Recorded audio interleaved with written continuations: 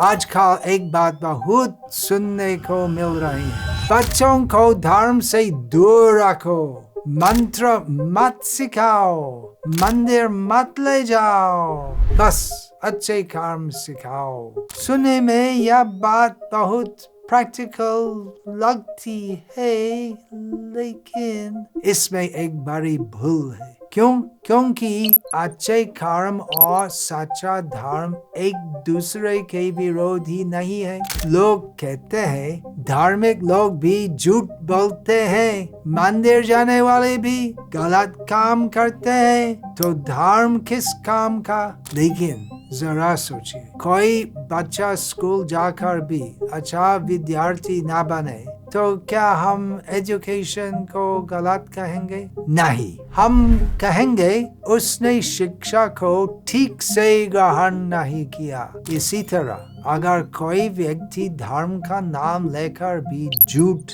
लोभ और पाखंड करता है तो दोष धर्म का नहीं है, दोष उस व्यक्ति का है जिसने धर्म को जीवन में उतारा ही नहीं। फिर लोग कहते हैं भगवान मंदिर में नहीं अंदर है। हाँ, भगवान हृदय में है, शास्त्र भी यही कहते हैं। लेकिन यदि भगवान हृदय में है और भगवान सर्वव्यापी है तो वे मंदिर में क्यों नहीं हो सकते?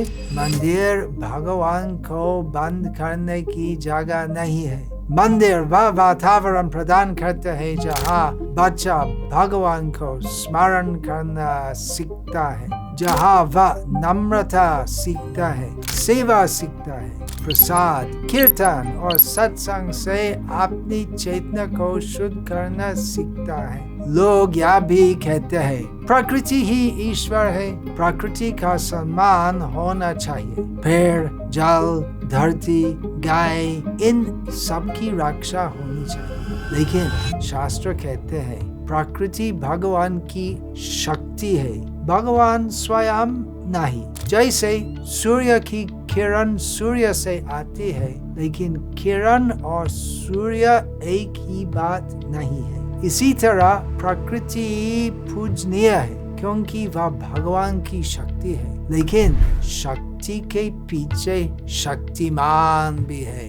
अब सबसे गंभीर बात सुनिए, भौतिक आवश्यकताओं के अलावा हमारी आध्यात्मिक आवश्यकताएं भी है। जब बच्चे को सच्चे धर्म से दूर रखा जाता है तो वह न्यूट्रल नहीं रहता, उसका हृदय खाली नहीं रहता। उस खाली स्थान को कोई ना कोई भरेगा, कभी मोबाइल भरेगा, कभी रील्स भरेंगी, कभी गलत संगति भरेगी, कभी अहंकार, कंपैरिजन और भोग की संस्कृति भरेगी। फिर बच्चा धीरे धीरे सोचने लगता है मैं केवल शरीर हूँ, मुझे बस एंजॉय करना है, मुझे दूसरों से आगे निकलना है, मेरी इच्छा ही सबसे बड़ी है। यहीं से समस्या शुरू होती है। बाहर से बच्चा मॉडर्न दिख सकता है, लेकिन भीतर से वह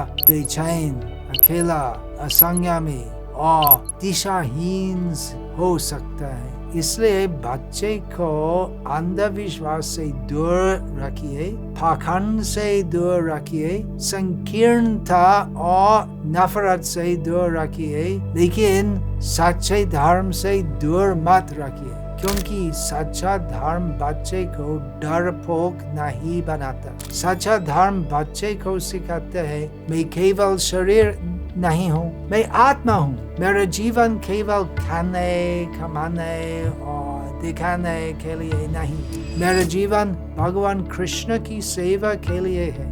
मंत्र बच्चे को मैकेनिकल नहीं बनाता यदि सही भाव से सिखाया जाए। मंदिर बच्चे को अंधा नहीं बनाता यदि सही समझ के साथ ले जाया जाए।